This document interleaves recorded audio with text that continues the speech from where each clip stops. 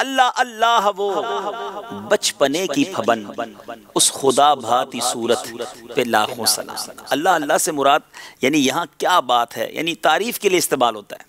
اچھا، پھبن کہتے ہیں حسن و جمال کو، فضل و کمال کو۔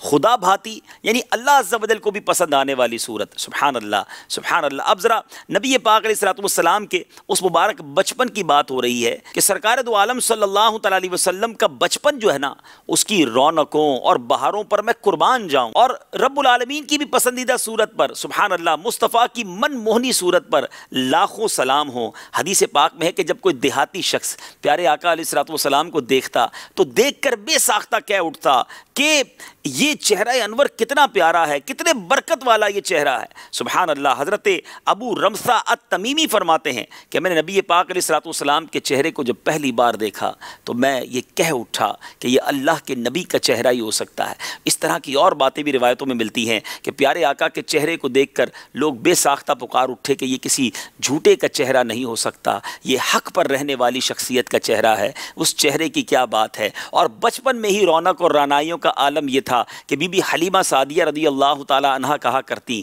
میں اور میرا پورا گھر نبی پاک کی بچپن کی اداؤں پر فدا ہو جاتے، اور پیارے آقا کو جب واپسی کرنے کا وقت آیا تو سب کے دل جو ہے وہ آپ کی جدائی میں گویا تڑپنے لگے۔ تو کیا وہ بچپن تھا، کیا وہ ادائیں تھیں؟ جبھی تو امام عشق و محبت لکھتے ہیں، اللہ اللہ وہ بچپنے کی پھبن، اس خدا بھاتی صورت پہ لاکھوں سلام۔ اچھا، نبی پاک کی بچپن میں جو عادتیں ہیں اس پر بھی تذکرہ ہو رہا ہے، اس پر بھی سلام بھیجا جا رہا ہے۔ فضل پیدائشی پر ہمیشہ درود، کھیلنے سے کراہت پہ لاکھوں سلام۔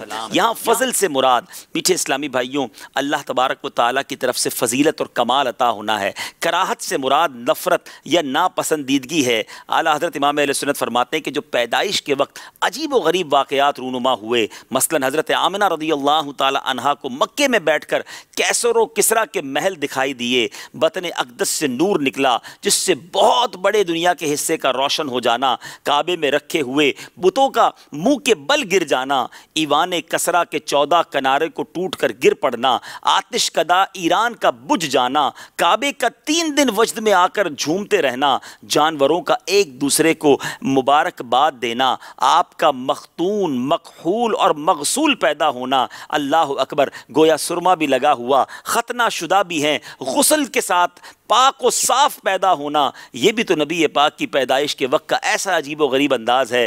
اللہ اکبر۔ اعلیٰ حضرت فرماتے فضل پیدائشی پر، پیدائش کے وقت ہی جو کرامتوں اور برکتوں کا ظہور ہوا اس پر بھی لاکھوں سلام ہو۔ اور بچپن میں میرے آقا کھیلنے کو پسند نہیں فرماتے تھے، تو کھیلنے سے کراہت پہ لاکھوں سلام۔ سبحان اللہ۔ ان دونوں اشعار کو سنیے، بچپن کی بھی بات ہے، پیدائش کے وقت پر ہونے والے عجیب و غریب اور ایمان افروز واقعات کی طرف بھی اشارہ ہے۔